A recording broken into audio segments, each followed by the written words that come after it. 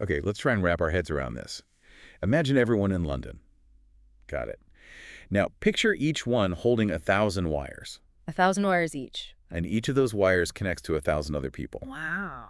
Then, think about 200 electrical signals zipping through every single connection every second. Just constant activity. That's an incredibly complex image, hard to even visualize properly. Right, and get this, that's just 1/10,000th of the complexity happening inside your brain right now. It's almost unbelievable. It really puts things in perspective. And it's that amazing biological machinery, our brains, that gives us what Greg Orme calls the human edge. Exactly. And that's what we're diving into today, ideas from Orme's book, The Human Edge. How curiosity and creativity are your superpowers in the digital economy. Yeah, it's all about how you, the listener, can thrive, not just survive, in this age of AI. The book offers a really useful framework for thinking about this. It does. Orme splits it into two main parts. Part one is the human challenge. It looks at AI coming up as this big intellectual force, and also maybe how we've kind of undervalued our own creativity sometimes. And then part two. That's the human edge. And this is where he flips it, focusing on our unique strengths. He calls them the 4 C's: consciousness, curiosity, creativity, and collaboration. Right. So our mission really in this deep dive is to pull out the key stuff from Orme's work on how we can all, become a more human human. It's not about beating AI at its own game, is it?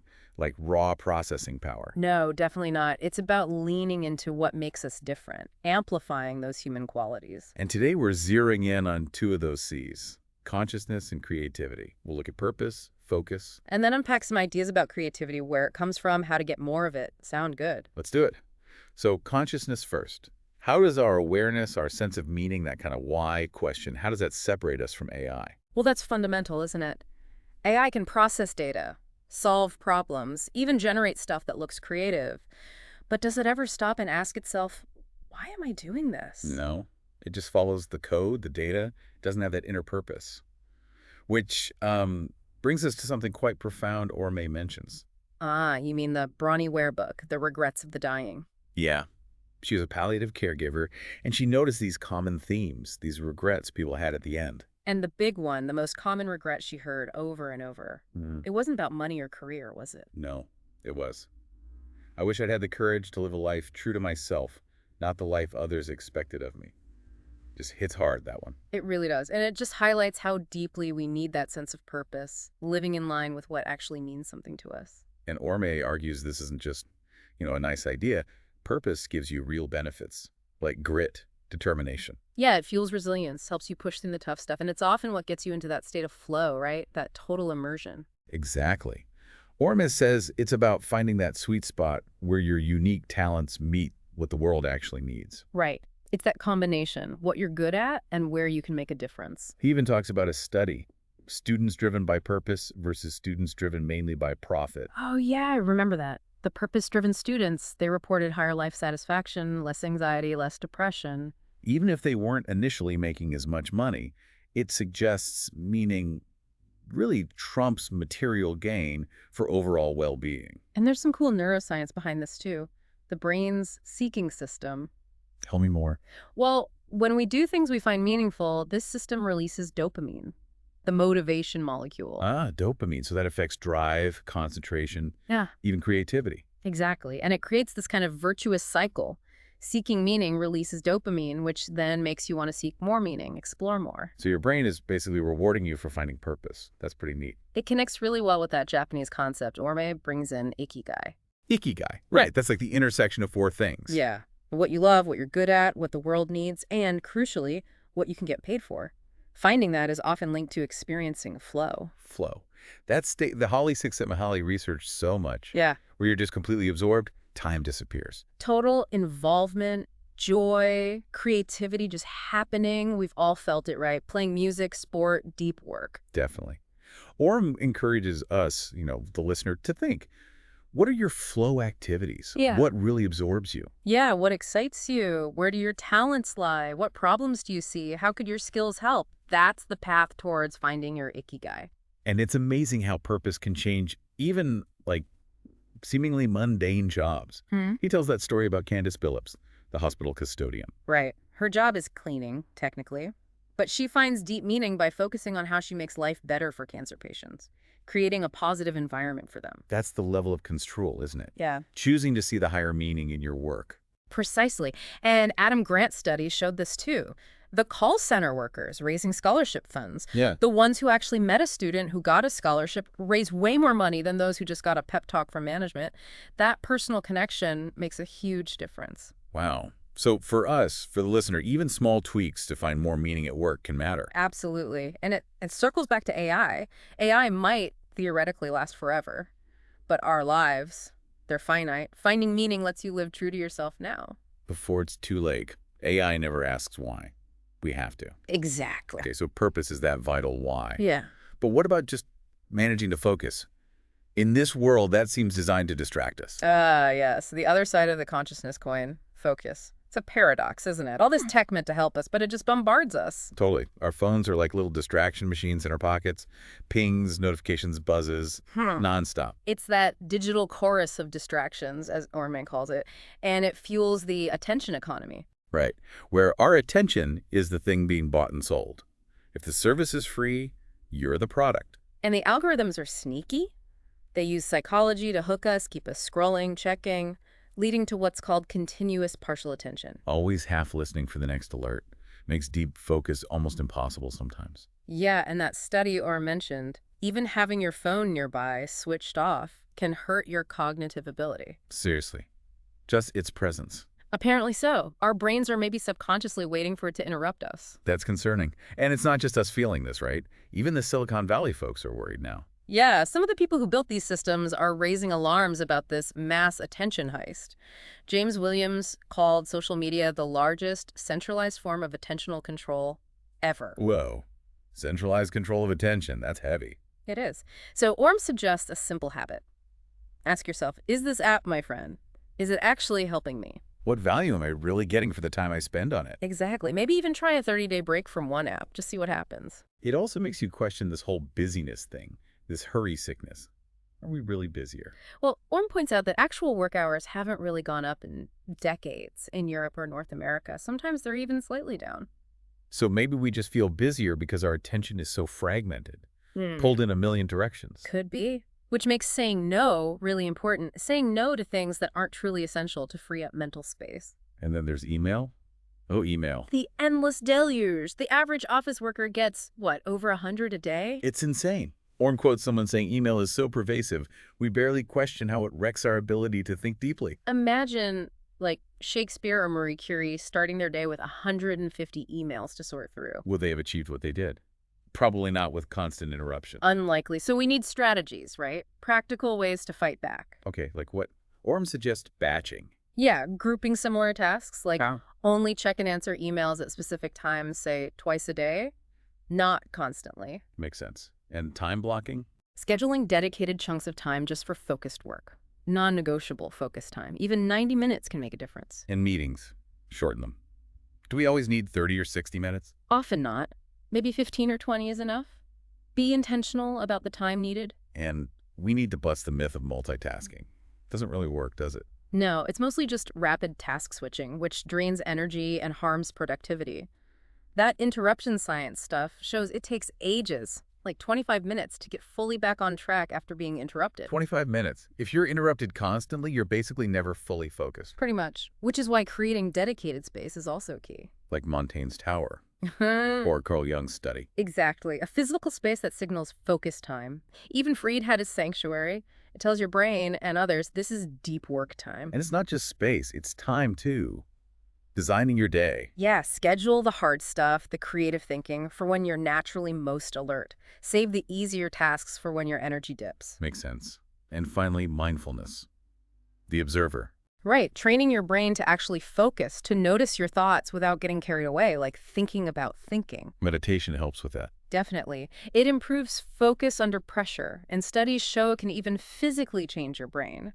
In this distracted age, conscious focus is a genuine human superpower. Okay, powerful stuff on consciousness, purpose, and focus. Let's switch gears to creativity. Where does Orme start with this one? He starts with a great little story about a 5-year-old, Maisie. Oh yeah, what did Maisie do? Her teacher asked what she was drawing. Maisie said, I'm drawing a picture of heaven. Okay. The teacher said, but nobody knows what heaven looks like. And Maisie, totally unfazed, just says, they will in a minute. I love that. Just total creative confidence. Exactly. And Orme uses that to make a crucial point. The first step to being more creative is simply believing you are creative. So self-belief actually makes a difference. It does. Research backs it up. Managers who see themselves as creative actually are more innovative. Your mindset matters. But that confidence, like Maisie's, seems to fade for most of us, right? It often does. And Orme tackles the first big myth that contributes to that, the aha moment myth. The idea that creativity is all about sudden bolts from the blue insights. Like Mozart supposedly hearing whole symphonies finished in his head. Right. But that famous Mozart letter describing that, Orme points out it's actually a forgery. No way. Yep.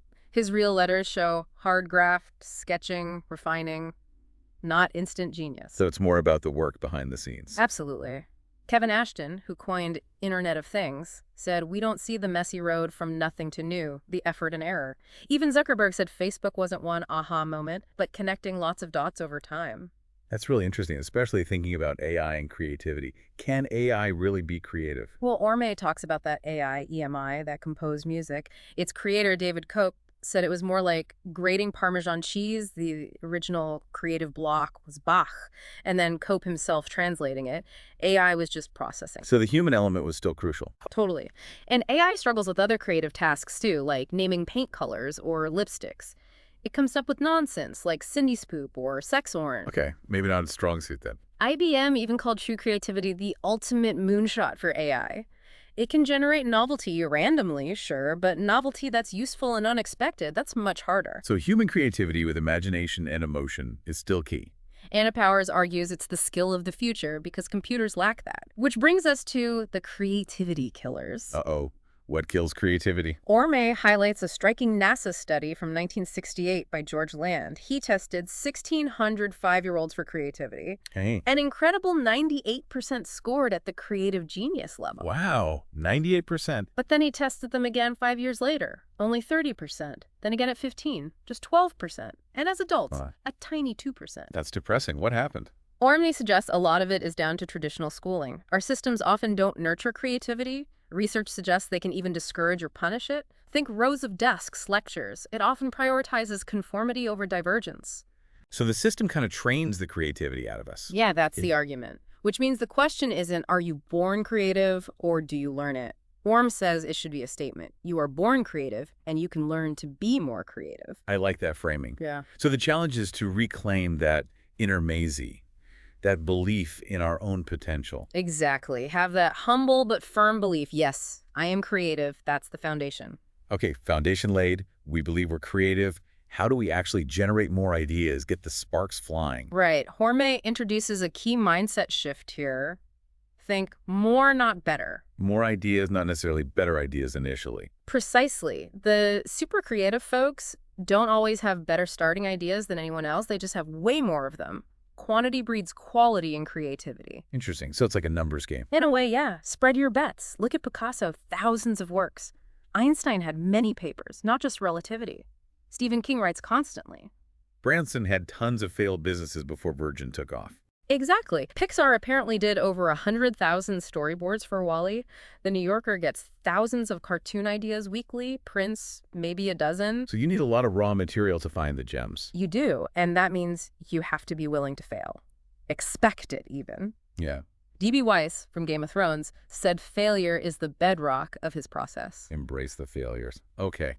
What else? We need to, as Orme puts it, melt your ice cubes. Melt ice cubes. What does that mean? Think of a kid's mind like a glass of water. Ideas mix freely. As we get older and specialize, our knowledge gets compartmentalized, like ice cubes in a tray. History here, science there, hobbies over there. Right. Separated subjects. Good for analysis, maybe. Convergent thinking. Finding the one right answer. Exactly. But creativity often needs divergent thinking, that fluid, idea-generating mode where you connect things across compartments. We need to consciously melt those barriers between our mental ice cubes. So encourage more connections between different areas of knowledge. Let ideas mingle. Yes. And it's not always diverge then converge. It's often iterative, back and forth. Generate ideas, narrow them down, generate more based on that. Got it. What's next for sparking ideas? Steal like an artist. Austin Kleon's idea. It's not about plagiarism, but borrowing and transforming ideas from elsewhere. Like Velcro, inspired by burrs sticking to clothes. Perfect example. Or Braille building on earlier dot systems. Even wine presses inspiring the printing press. Good ideas are often recombinations. Which connects to that term by association. Yeah, Arthur Koestler's term. Blending things from previously unrelated fields. Steve Jobs said creativity is just connecting the dots. And analogies help with that, connecting disparate things. Definitely. Comparing a tricky restructure to rearranging deck chairs on the Titanic instantly makes a point by connecting unrelated concepts. Okay, so generate lots of ideas, embrace failure, think divergently, borrow, and connect. Anything else? One final crucial point. Perspiration beats inspiration. Ah, the hard work part. Edison's 1% inspiration, 99% perspiration. That's the one. Most breakthroughs need serious effort to bring them to life. Velcro needed years to perfect the hook and loop. Penicillin needed painstaking work to purify. Braille took refinement. So the initial spark is just the start. You need the follow-through. Standing on the shoulders of giants often involves climbing up there yourself. Couldn't have said it better. It takes work. Okay, so wrapping this up, we've really dug into cultivating that human edge in the face of AI, looking hard at consciousness and creativity. Yeah, we covered finding purpose, the why as a motivator, and practical ways to actually focus in our insanely distracting world. And then with creativity, busting myths, believing in yourself, going for quantity, thinking divergently. And remembering to borrow, connect, and importantly, put in the hard work. Orme uses that image of the AI music getting louder. Huh. It really puts the choice on you, the listener, doesn't it? Which dance step, which of the 4 Cs will you focus on next? It does. Which leads to a final thought, maybe. Instead of just worrying about robot overlords, Yeah. what if the real path forward is becoming more, well, high touch? Doubling down on our human creativity, our purpose, our connection with each other. So focus less on competing with AI on its terms and more on strengthening what makes us uniquely human. Maybe that's the key to thriving. Keep that human edge razor sharp by practicing these C's: consciousness, curiosity, creativity, collaboration. That's something AI just can't replicate.